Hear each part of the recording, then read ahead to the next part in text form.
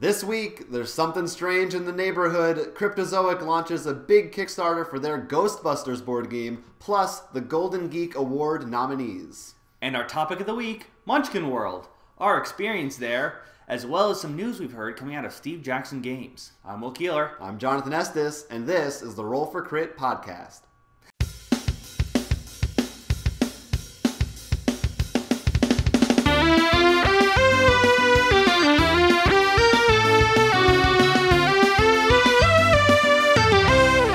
A lot of news coming out of Wizards of the Coast recently about their new Magic products, not only for their next set, but as well as their new board game.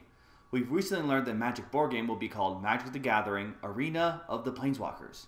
It'll come with 5 figures of Planeswalkers we've already met through the card game. Gideon to represent the white mana, Jace to represent blue, Liliana to represent black, Chandra to represent red, and Nissa to represent green. As far as we know, that's really all we know. The name, the artwork, and those 5 planeswalkers. Yeah, at least that's what's new. We did see some preview of it. Right. We do know that it should be out sometime. Well, in some retailers around the June or July. But overall, in August should be regular retail. And going for about $30, which I was surprised. I thought it'd be a little bit more. We were both like, really? It's Magic. They can sell it for more if they wanted to. But from we can tell is you're going to be controlling these 5 planeswalkers. Then they have nice little painted minis. Really nice, actually. Which is another reason why we were shocked about the price. And because of the title, I assume we'll be controlling them and fighting them. The interesting thing is how will it be more like Summoner Wars or Mage Wars? Like we've seen those when you battle within an arena or something. So I'm very curious to see how this will work. Will it just be the Planeswalkers? Will you be also summoning creatures? I'm pretty sure it has creatures. I think a while ago they showed some stuff off from it. I'm pretty sure you have cards, but you are the Planeswalkers, like you said. Yeah. So it's definitely going to be interesting because that really is what you're doing the game in too. The regular game. It's really just now you have a figure. Yeah. I know what a lot of people are curious about will there be a promo card in this, which, of course, I hope they don't. Because usually then that causes a whole new... should specify promo cards for the collectible card. Right, for the collectible card. There could not be promo cards for the board game That's as well. True. This ties in actually really well with the set we mentioned, or the new Magic Origins, which is supposedly going to be similar to a core set, but a lot more new cards than we're used to. And it's going to focus a lot on apparently the origin stories, Magic Origins, surprise, of the 5 planeswalkers that I actually mentioned just before that appear in the board game. It's actually probably why they chose these guys for their for the miniatures. Good marketing synergy. Yeah, well, they always want most of them. Chandra, Liliana, and Jace were actually sort of have been the representatives of their color since the beginning. They've been the first of each of their color that we've seen. However, the white and green were 2 different planeswalkers. One of which is now corrupted and trying to kill every planeswalker. The other one, I don't know why they didn't use him. It's for the white, Johnny. It's just, I guess, they've reprinted him a lot in a lot of different color mixes. Like, he's been white, green, white, red. So my guess is Gideon. He's only been reprinted a couple times, so I guess they wanted more backstory with him. And we do know more about a Johnny already. Like, he's someone we know pretty much his whole backstory. So I guess that's why they chose him. I think it's going to be interesting, and like I said, I already named 2 other Planeswalkers. That means Arena of the Planeswalkers can easily have expansions. Sure. I'm sure. I'm definitely curious to see how it plays. It's definitely something we're both going to be excited to try out. You, because you've never played Magic before, and you'll be like, okay, so let me see what it's like. And for me, it's like, I have played Magic before. How will this relate to me? Right, yeah. So, Magic Origins and Arena of the Planeswalkers. Definitely both things to keep an eye on if you're interested in Magic. Big stuff, big news coming. I think there was actually also an expansion for the digital version of Magic. So it's like no matter what plane you're working with in Magic the Gathering, there's stuff coming out. Yeah, the Magic planes, right? The Magic planes. Anyway, some other big news that we got this last week. Of course, Board Game Geek. Every year they give out their awards, which they call the Golden Geek Awards. And this year is no exception. We recently got word of the nominees for this year. There are a lot of them in lots of different categories for both tabletop games and role-playing games. And we're not going to go through the entire list because, like I said, it's really long. I mean, if you want to be watching 2 hours of us talk, right? But of course, you can see in the link below, or just go to BoardGameGeek.com. But a lot of them are the kind of the things you'd expect. Best game, and I don't think it's not like the Oscars categories? Oh, yeah, there's lots of categories. You know, best game, best 2-player game, best abstract, best expansion, anything you could think of. But it's not like Oscars where or Grant or any major award show where they limit it to like 4 or 5. They covered anything you thought might be the best game that was nominated. How's voting done? Voting, you can do that. You can vote online. It's all public. You go on the forum. They'll give you the instructions and everything. Your vote for who you think should be the winner. Right. And I'm sure we'll talk about once the votes are in who actually ends up being the winner. Any that sort of struck your fancy or maybe surprises? Really no. Really nothing surprised me. It was all Sheriff of Nottingham, Dead of Winter, Abyss, all 5 Tribes, Imperial Settlers. All the ones you would expect, pretty much. That we've been talking about constantly through our podcast. So, yeah, but check it out and give your vote because, everybody's got opinions. Yeah. And we'll get back to it when we know more. Right, we absolutely will. Speaking of very popular games, and before we talk about digital, Dungeons & Dragons, D&D, is actually releasing a video game. It will be called Sword Coast Legends, and the game will actually include... it will tie in with the new D&D 5th edition storyline, so that world. And not only does it offer a single player for you to choose between, I believe it's 6 races and 5 classes, that could be mixed in 5 and 6, going into this world as a single player going through the story, but there's also a DM mode, so in which someone actually can become the DM, make his own little levels, maybe set up creatures and stuff, and make a story for other players. So it sounds like a really fun way to sort of bring D&D to a lot of people, for example, who can't get together to do the paper and pen as well. Yeah, I mean it's really a genius idea. I mean that's definitely the hook that makes this sound so interesting is that mode, which I'm sure there've been games or modes like that. No, I mean no. One game. This is just one out of I'm sure there's thousands, but one game that we both liked. We never played together, but we both liked because we weren't. Age of Mythology had the level builder. Oh, yeah. And I remember making this one level that made me think, because it actually looks sort of like what they did. It's like a similar vibe to, oh, yeah. So I'm really hoping they allow that, like, you can sort of make terrain, you play certain monsters here so they know what's exactly. Yeah, they didn't go into too much detail, which is the only thing I really want to know exactly how it's going to work. But it looks a lot like we said when we watched it, kind of like Diablo or Warcraft-esque. Sort of, but like more RPG, I think, than real-time type of kind of game. Also, we should mention it's pre-order. It's sometime 2015. We don't know official date. Right. We do know you can pre-order right now for I think it's around $30, $35 for just the game digital. This is just for computer. PC only. PC. Steam. Yeah. Up to a lot more if you want to get like special figurines and stuff like that, or special DLC armor and whatnot. Yeah. But definitely something that's really cool. I'm really excited how it goes. I really hope they allow for a lot of modding in it, because that almost is what D&D is. It's all about almost making your own story sometimes. So I think it has a lot of potential to be really fun and I wouldn't say replace, but almost like an addition. To an alternative. Yes, an alternative to the D&D toolkit we can have. Yeah, I hope that they do a great job with it, like you said. Except for the name. The name's weird. It is kind of weird. I guess they want it to separate itself so it can be, if it's popular, people will know that by its own form. Right. Final bit of news today. As we mentioned at the top of the show, Cryptozoic launched a Kickstarter for Ghostbusters, the board game, which just blew up the internet. Like every other story and every other website still is about the Ghostbusters game. And so what it is, it's a up to 1 to 4 players, at least, or 2 to 4, I guess. I'm not sure if it has a solo mode. But I believe they might be adding more because there's tons of potential add-ons and things. And it's a co-op game where everyone's playing a Ghostbuster. It comes not only from the movies, but it also incorporates elements from the TV cartoon and like even just the toys that they made based on the movies and the show. And it's a relatively, it seems like a relatively simple. They posted sort of a brief rules sum up where you're going through tiles, you're busting ghosts. Each ghost has its own stats and they do different things when you attack them or if you miss them. And you can, as an action, you set traps or you could get slimed and you have to roll dice to see what happens. And it's, very much in the spirit of what you'd expect of the Ghostbusters. It's also interesting because all the characters actually have sort of, they're not all the same. They sort of excel in certain ways. Like one, God, I forget the names. I forget the names of who does what, but I know one guy gets advantages when he actually is slimed. Right. Which is pretty obvious who it would be.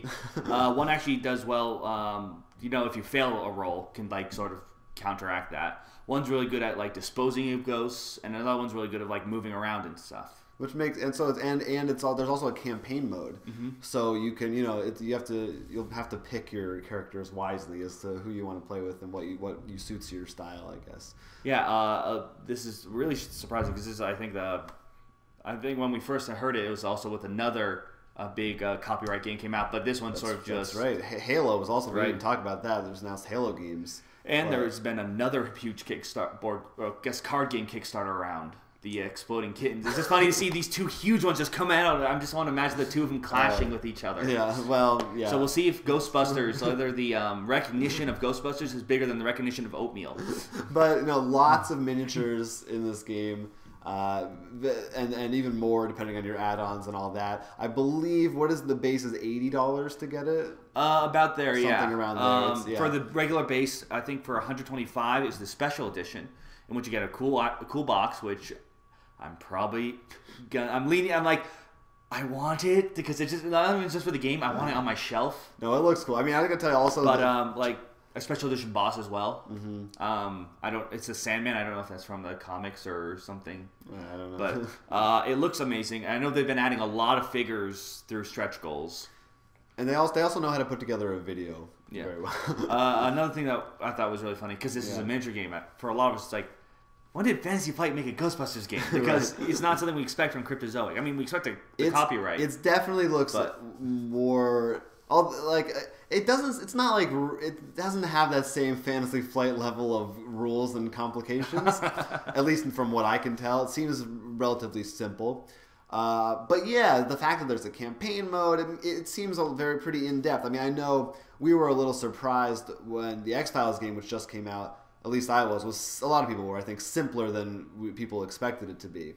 And this seems like it's simple, but it's more of that, like we said, it's sort of the Descent light kind of mode. Well, at the same time, I think, unlike X-Files, well, not X-Men, I almost don't think it should be too complicated. It's Ghostbusters. Like, Ghostbusters is about, at least in the movies, like, it's about, like, lightheartedness. Like, it's... Yeah. Like, when X-Files, you expect these dark, twisted mysteries to be confused. Well, I think largely they know Ghostbusters is very popular, probably the same with X-Files, right. So they don't want to make something that all fans won't understand. Yeah, that's another thing, too. But we'll see. We'll see when it comes out, how it plays, and we're definitely excited to try it. It's a great idea. Yeah, no, it's definitely one, like I said, even though $80, it's still probably... It's pricey, but it comes with a lot. It comes with a lot. I mean, it's Ghostbusters. And if you haven't watched the movies, go watch them right now. I don't think you should be watching this before you watch Ghostbusters.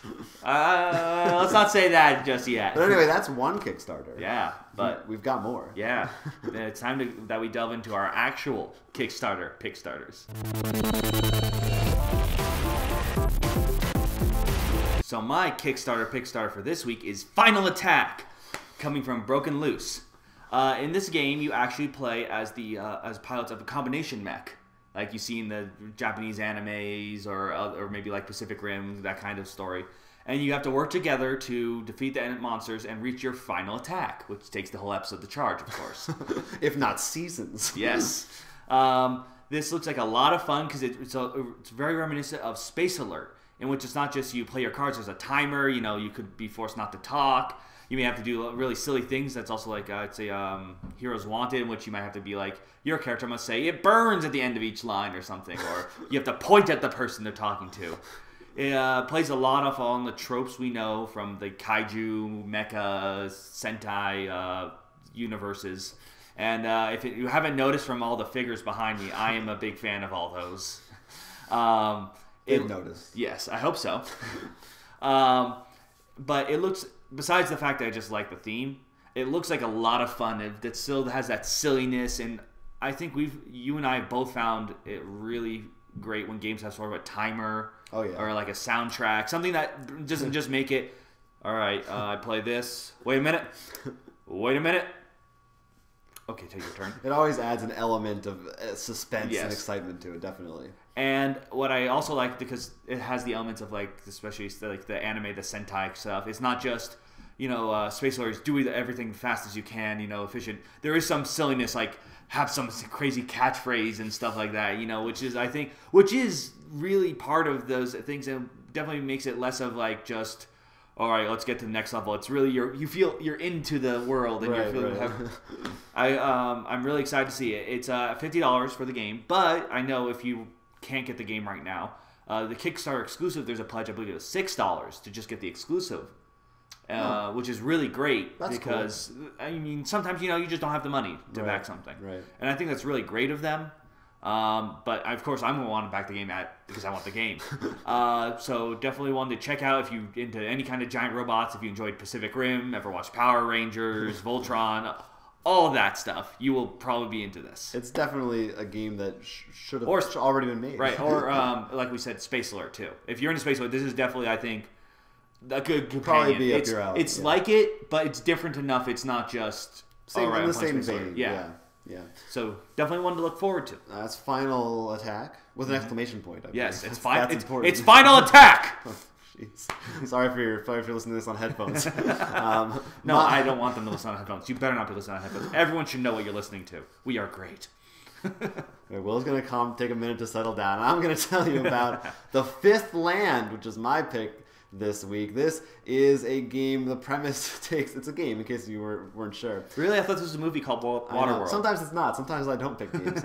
The premise, it is a lot like Waterworld. Basically, it takes place in a post-apocalyptic future where the ice caps have flooded and most of the world is underwater. And as such, you choose one of 5 different factions, and with different abilities, of course, and you're fighting over the remaining land that is left on the Earth. And your goal is either to take control of the most land, like an area control game, or simply to just kill all of your opponents.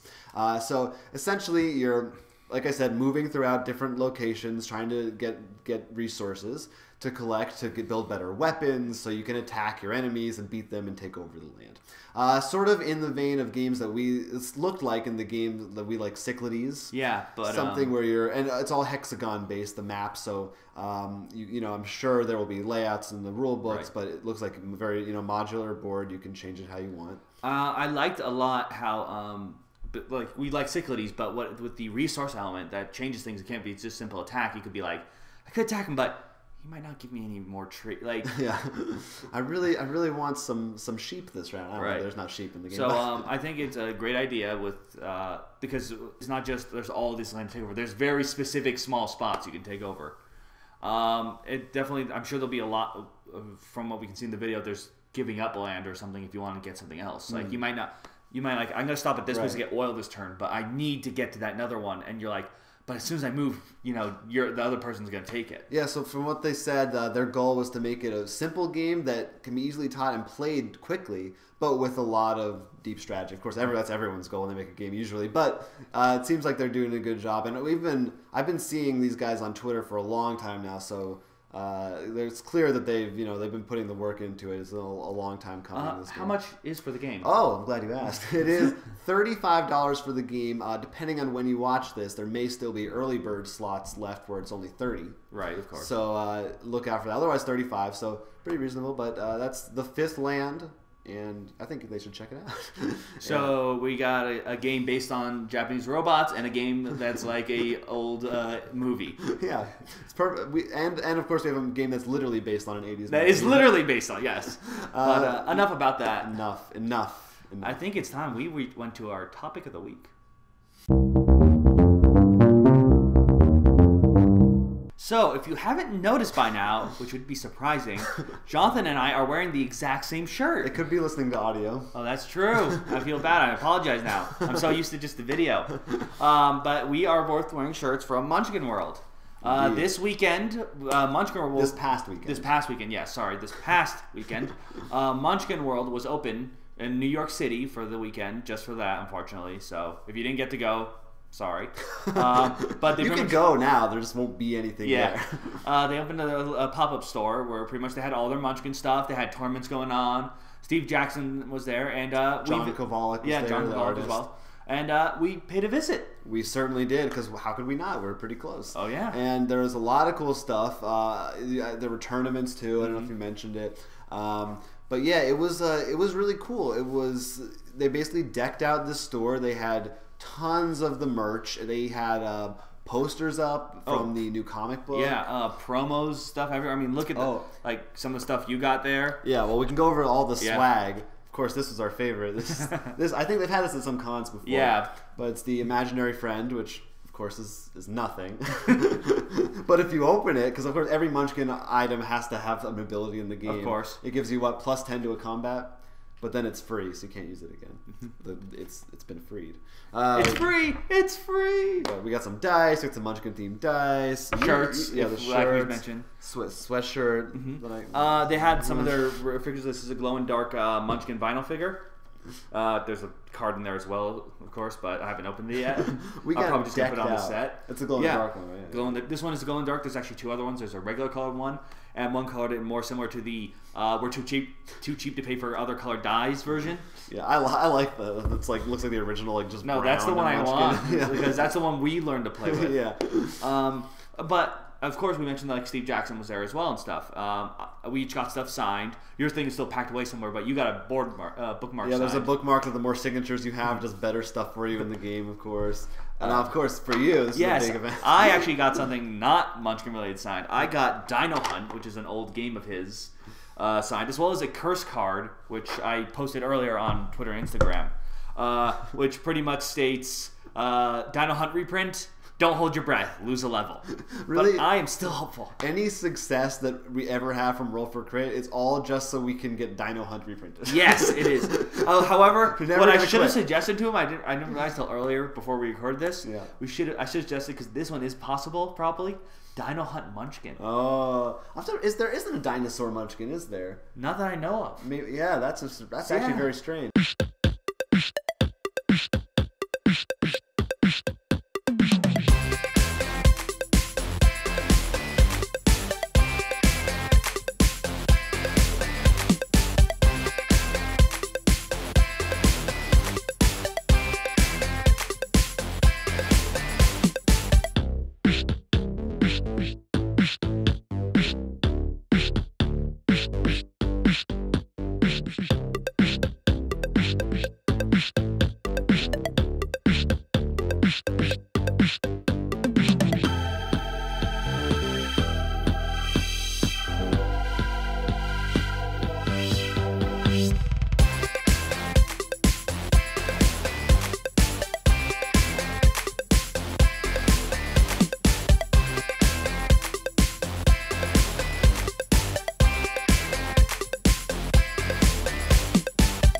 We got to see some upcoming Munchkin stuff too.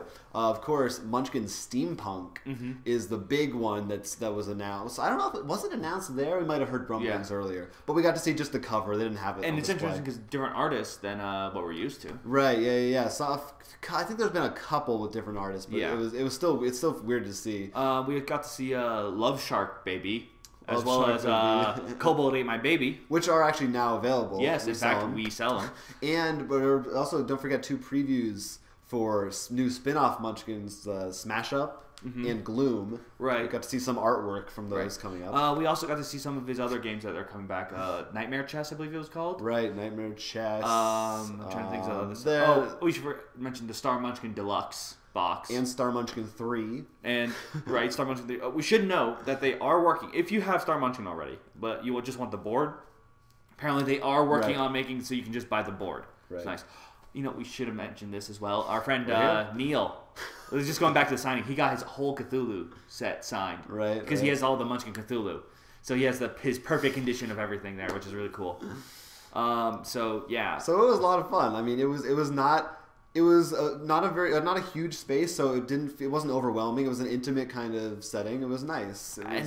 The people there were unbelievably nice. It is like almost like I wish we could share more people who aren't really into board games yet, because I feel like this would be such a great place. You walk in like, hey, I heard you guys, and like the people would be like, oh my god, come this way. Here's all this free stuff. We have every Munchkin game. What are you into? Cthulhu? Pirates? Boom. We got it all. The kind of people who go to a Munchkin store are probably going to be pretty nice people. Yeah. No, but I mean like just new people who the people I who thought I was work there are agreeing nice. with you. No, but I mean, like, I wish we can send new people, like people who aren't into board games yet. Yeah, because I feel like they'll be nice. Yes. No, not only that, they did such a good job. I think having everything there presentable, like it was, Sure. it was so nice, and like it wasn't just like we just. It was nice. No, but I mean, like, it wasn't just like here we put some shelves up with the Munchkin. Yeah. It was classy. It was classy. I mean, the bathrooms. I love the bathrooms that had the door, the spike on the guy, and I believe is it Spike and Flower. I don't. I forget the girl's But name. they also had like a card in front of the bathroom. It was pretty funny. And we didn't get to stay around. The tournaments were going on the whole weekend. By now, they might. By the time you're watching this, you'll probably know who the winners were. Yeah, they had tournaments on Friday and Saturday for different games. They did, but the winners still a tournament. I think there are 6 tournaments, a combination of Friday and Saturday.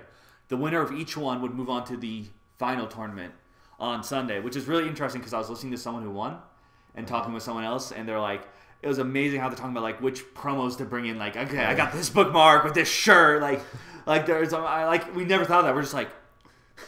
There's a lot of prep that's got to go into a Munchkin game because there's so many. No, and you know some of those bookmarks have things like, example, the Adventure Time one has like asking what time. So I wonder if everyone studied every promo. On the Adventure Time one, if you say what time is it, and no one says it's Adventure Time, like you get extra points or something. Yeah, so I wonder if everyone studied every promo, so they're just waiting for someone to say. You know, it'd be hilarious. You just say, "What time is it?" And someone says, "I'm like, I don't have the bookmark. Why are you saying that?" Gotcha. Yeah, it's a complicated affair. So you got to be a serious player, which we were not. So no, it might be a contradiction. A serious player. I think the one thing we both were sad that they weren't which is a little bit understandable apparently by the deal. Dino Hunt reprints. Well, yes.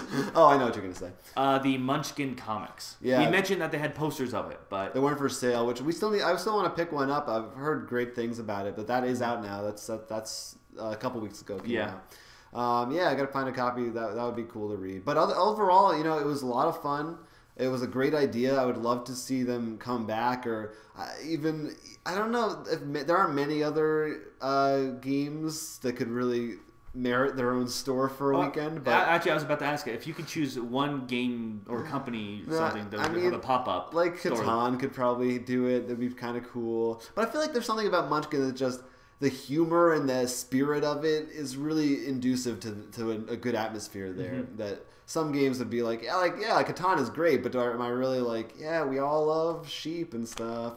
Like Munchkin also, because you have like the Penny Arcade and Pathfinder, like all. Well, I think one thing out of all the things, they also have merchandise like the comics, right?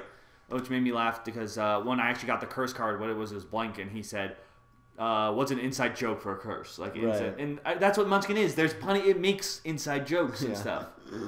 I think that's another reason. Like you said, the humor. It's fun. I think the people in that fandom have kind of a shared. So you can't really think of any weirdness. None that I really think they should. I mean, there's. I don't know. What about you? You got one? Don't say Arkham Horror though. I wasn't gonna say Arkham Horror. I don't want that. That'd be gloomy. Everyone would just be depressed because they kept losing in Arkham. It'd be like, okay, we're gonna run one game of Arkham, and we'll see. I could see maybe like D&D or something.